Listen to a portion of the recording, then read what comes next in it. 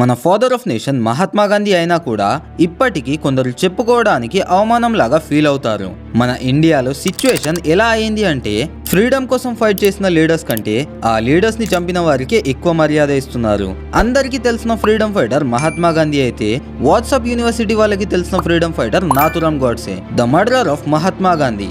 ఈ నాథురామ్ గోడ్సే గాంధీజీ ఎప్పుడు ముస్లిమ్స్ కే సపోర్ట్ చేసేవారు, మన హిందువులని చులకనగా చూసేవారు అని నమ్మాడు. కానీ నిజమేంటంటే గాంధీజీ పార్టిషన్ టైంలో కూడా బోత్ హిందూస్ అండ్ ముస్లిమ్స్ ని ప్రొటెక్ట్ చేయడానికి ఫాస్టింగ్ కూడా చేశారు. అయితే ఈ వాట్సాప్ యూనివర్సిటీ స్టూడెంట్స్ ఎంతకి దిగజారిపోయారంటే నాథురామ్ గోడ్సే మహాత్మా గాంధీని చంపేసి మన దేశాన్ని సేవ్ చేశారని చెప్పుకుంటారు. కానీ 200 సంవత్సరాలు బ్రిటిష్ ఎంపైర్ రూల్ ని గాంధీజీ ఫాస్టింగ్ అండ్ పీపుల్స్ యూనిటీతో ఫైట్ చేశారని చెప్పుకోరు.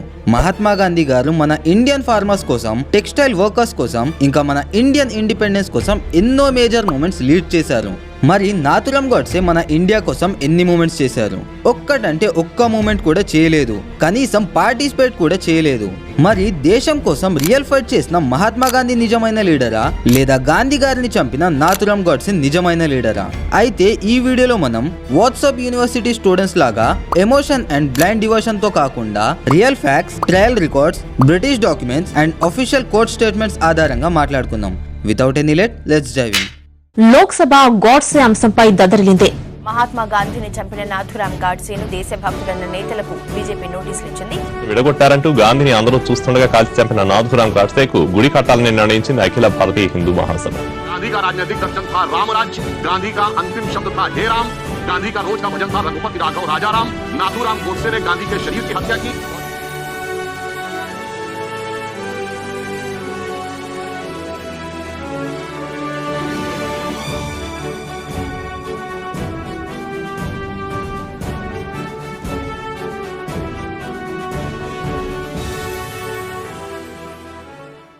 మహాత్మా గాంధీ ఇది ఒక నేమ్ కాదు, ఒక మూమెంట్. మహాత్మా గాంధీ దగ్గర గన్ లేదు, ఆర్మీ లేదు అండ్ పవర్ కూడా లేదు. కానీ బ్రిటిష్ ఎంపైర్ ని మోకాళ్ళ పైన తీసుకొచ్చిన అహింస అనే శక్తి ఆయన దగ్గర ఉంది. కానీ కొంతమంది గాంధీజీని బ్రిటిష్ ఏజెంట్, ముస్లిం సపోర్టర్, వీక్ లీడర్ అని బ్లేమ్ చేశారు అండ్ ఇప్పటికీ చేస్తూనే ఉన్నారు. గాంధీ గారు ఫిజికల్ పవర్ తో కాకుండా మోరల్ పవర్ తో బ్రిటిష్ ని ఛాలెంజ్ చేశారు. గాంధీ గారు 1915లో సౌత్ ఆఫ్రికా నుండి ఇండియాకి తిరిగి వచ్చినప్పుడు మన దేశం స్లేవరీలో పడిపోయింది. బ్రిటిష్ రూల్లో ఫార్మర్స్, లేబరర్స్, స్టూడెంట్స్, ఉమెన్ అందరికీ ఆపరేషన్ ఎక్కువైంది. ఆ సమయంలో గాంధీ గారు చంపరణ్లో రైతుల నుండి వసూలు చేసే పన్నుని రద్దు చేయడం కోసం సత్యాగ్రహ స్టార్ట్ చేశారు. ఇదే కాకుండా ఖేడాలో డ్రౌట్ ఫార్మర్స్ ని ప్రొటెక్ట్ చేశారు. ఇంకా అహ్మదాబాద్ లో మిల్ వర్కర్స్ కోసం ఫాస్టింగ్ కూడా చేశారు. ఆ మూమెంట్స్ ఇంకా ఫాస్టింగ్ వల్లే బ్రిటిష్ గవర్నమెంట్ షేక్ అయింది. అదే గాంధీ గారి యొక్క రియల్ పవర్.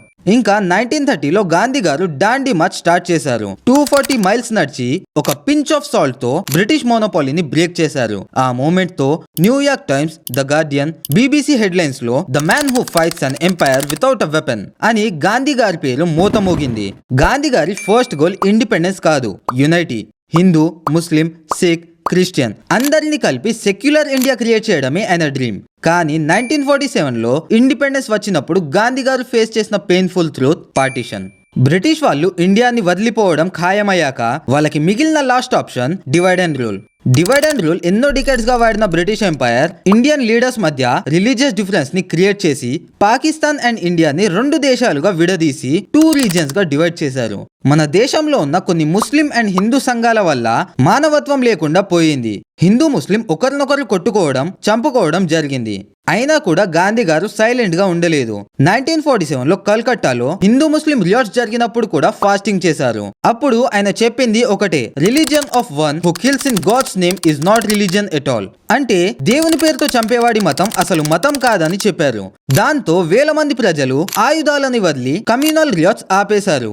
ఇంకా ఢిల్లీలో కూడా రియాట్ స్టాప్ చేయడానికి ఫాస్టింగ్ చేశారు. ఆయన ఫాస్టింగ్ చేయడం వల్ల థౌజండ్స్ ఆఫ్ పీపుల్ వెపన్స్ వదిలేసి రియాట్స్ ఆపేశారు. హిస్టారికల్ రికార్డ్స్ ప్రకారం పార్టిషన్ టైంలో nearly 1.4 crore people India Pakistan borders cross చేశారు. ఇది వరల్డ్ హిస్టరీలోనే లార్జెస్ట్ హ్యూమన్ మైగ్రేషన్. అందులో 10 లక్షల మంది జనం దారుణంగా చంపబడ్డారు. ఒకవైపు హిందూ ఫ్యామిలీస్ పంజాబ్ నుండి ఇండియాకి వస్తే మరోవైపు ముస్లిం ఫ్యామిలీస్ ఢిల్లీ, యూపీ ఇంకా బీహార్ నుండి పాకిస్తాన్కి పరిగెత్తారు. గాంధీ గారు ఇండియాకి ఫ్రీడమ్ మాత్రమే కాకుండా మానవత్వాన్ని కూడా ఇచ్చారు. కానీ ఆ మనిషి మానవత్వాన్ని రక్షించే ప్రయత్నంలో కొందరి మనసులో ద్వేషం పెరుగుతూ పోయింది. అలా కొంతమంది గాంధీ గారిని నేషన్ ట్రియేటర్ అని, యాంటీ నేషనల్ అని, ముస్లిం సపోర్టర్ అని బ్లేమ్ చేస్తూ ఆయనని చంపాలని నిర్ణయం తీసుకున్నారు. ఇంకా 1948 జనవరి 30 రోజున గాంధీ గారిని గన్ తో షూట్ చేసి చంపేశారు. అండ్ ఆ చంపిన వ్యక్తి పేరు నాథురామ్ గోడ్సే. గోడ్సే 1910లో మహారాష్ట్రలో జన్మించారు. తను స్కూల్లో ఉన్నప్పటి నుండి బ్రైట్ స్టూడెంట్. కానీ వయసు పెరుగుతున్న కొద్దీ మెల్లిగా పాలిటిక్స్ వైపు అట్రాక్ట్ అయ్యాడు. అతను 1930s లో రాష్ట్రీయ స్వయం సేవక్ సంఘ్ లో మెంబర్ గా జాయిన్ అయ్యాడు. తర్వాత హిందూ మహాసభలో యాక్టివ్ మెంబర్ అయ్యాడు. తను ఎప్పుడు ఇండియాని ఒక హిందూ రాష్ట్రంగానే ఉండాలని అనుకున్నాడు. కానీ గాంధీ గారు మాత్రం India belongs to Hindus, Muslims, Christians and every Indian equally అని చెప్పారు. ఇది గోడ్సేకి నచ్చలేదు. గోడ్సే గాంధీ గారిని ముస్లిం అపిజర్ అని బ్లేమ్ చేశాడు. పర్టికులర్లీ 1947లో గాంధీ గారు ఫాస్టింగ్ చేస్తున్న సమయంలో హిందూ మాబ్స్ ఢిల్లీలో ముస్లింస్ ని చంపడం ఆపడానికి ఫాస్టింగ్ చేస్తే ఆ ఫాస్టింగ్ వల్లనే గవర్నమెంట్ ముస్లింస్ కి సేఫ్టీ ఇచ్చిందని మండిపడ్డాడు. ఇదంతా చూసి తట్టుకోలేని గోడ్సే 1948 జనవరిలో గోడ్సే, ఆప్టే, కర్కరే, మదన్ లాల్ పహవా, శంకర్ కిష్టయ్య కలిసి గాంధీ అసాసినేషన్ ప్లాన్ చేశారు. గాంధీజీని చంపడానికి జనవరి 20th రోజున ఫస్ట్ అటెంప్ట్ ఫెయిల్ అయింది. కానీ జనవరి 30th సాయంత్రం 5:17 గాంధీ గారు బిర్లా భవన్ లో ప్రేయర్ మీటింగ్ కి వెళ్తున్నప్పుడు గోడ్సే ఆయన చెస్ట్ మీద క్లోజ్ రేంజ్ నుండి 3 bullets ఫైర్ చేశాడు. అంతే, గాంధీజీ అక్కడే చనిపోయారు. ఇంకా గాంధీ గారి చనిపోయే ముందు నోటి నుండి వచ్చిన ఆఖరి మాట హే రామ్.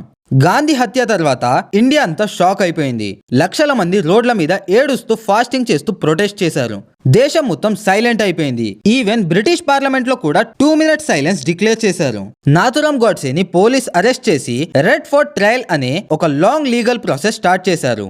ఆ కేసులో టోటల్ 8 మంది అక్యూజ్డ్ ఉన్నారని, అందులో Godse and Narayan Apte main culprits గా ప్రూవ్ అయ్యారని చెప్పారు. 8th నవంబర్ 1949 రోజున ఫైనల్ జడ్జ్మెంట్ వచ్చింది. గోడ్సే అండ్ ఆప్టేకి death sentence and remaining 6 accused కి లైఫ్ ఇంప్రిజన్మెంట్ డిక్లేర్ చేశారు. అండ్ నవంబర్ 15, 1949 రోజున అంబాలా జైల్లో గోడ్సేని హ్యాంగ్ చేశారు. ఇంకా గవర్నమెంట్ ఒఫీషియల్ స్టేట్మెంట్స్ లో మహాత్మా గాంధీ హత్యకు దారి తీసిన వాతావరణాన్ని ఆర్ఎస్ఎస్ సృష్టించిందని చెప్తూ 4th ఫిబ్రవరి 1948 రోజున బ్యాన్ చేసింది. గాంధీ గారి మరణం తర్వాత ఇండియాలో కమ్యూనల్ రియాట్స్ వస్తాయని అందరూ భయపడ్డారు. కానీ గాంధీ గారి మరణం వల్లే దేశంలో యూనిటీ ఇంకా పెరిగింది. హిందూ అయినా, ముస్లిం అయినా, క్రిస్టియన్ అయినా అందరూ we lost the father of nation అని ఫీల్ అయ్యారు. ఇంకా మన దేశంలో కొన్ని డికెట్స్ తర్వాత కరెన్సీలో, స్కూల్స్ లో, ఎవ్రీ పబ్లిక్ ప్లేస్ లో ఆయన ఫోటో పెట్టి పూజించడం స్టార్ట్ చేశారు. గాంధీ గారు వరల్డ్ ని ఇన్స్పైర్ చేసిన గొప్ప leader. Martin Luther King, Nelson Mandela, Dalai Lama లాంటి లీడర్స్ ఆయన నాన్ వైలెన్స్ ని అడాప్ట్ చేశారు. కానీ గోడ్సే లాంటి వారు ఇన్స్పైర్ చేసేది హేట్ అండ్ డివిజన్. ఒక్క మాటలో చెప్పాలంటే, ఒకవేళ గాంధీజీ బ్రతికి ఉంటే మన భారతదేశం ఇప్పటికీ శాంతియుతంగా పోరాడుతూ ఉండేది. ఒకవేళ గోడ్సే ఆలోచనలు గెలిస్తే మన దేశం ప్రతిరోజు మంటల్లో కాలిపోతూ ఉండేది. ఫైనల్ గా నేను చెప్పేదేంటంటే, మహాత్మా గాంధీ గారు మన భారతదేశాన్ని బ్రిటిష్ నుండి కాపాడితే గోడ్సే మాత్రం ఒక హత్యతో ఐక్యతను దాదాపు నాశనం చేశాడు. మన దేశంలో మేమే అసలైన దేశభక్తులు అని చెప్పుకునేవారు ఇప్పటికీ గోడ్సేని దేశభక్తుడు అని నమ్ముతున్నారు. వీళ్ళ దృష్టిలో గాంధీ గారు anti national and Godse real Indian. ఈ వాట్సాప్ యూనివర్సిటీ ఉన్నంత కాలం ఈ స్టూడెంట్స్ ఇంకా వాళ్ళ సంఘాలు ఎప్పటికీ మారవు. మన దేశంలో ఉండి వివాదాలు సృష్టిస్తున్న ఈ సంఘాలే అసలైన నేరస్తులు, తీవ్రవాదులు. వీళ్ళు మారితేనే మన దేశం మారుతుంది. మరి ఈ టాపిక్ పైన మీ ఒపీనియన్స్ ఏంటి? కమెంట్స్ లో తప్పకుండా చెప్పండి. That's all for today. Thank you.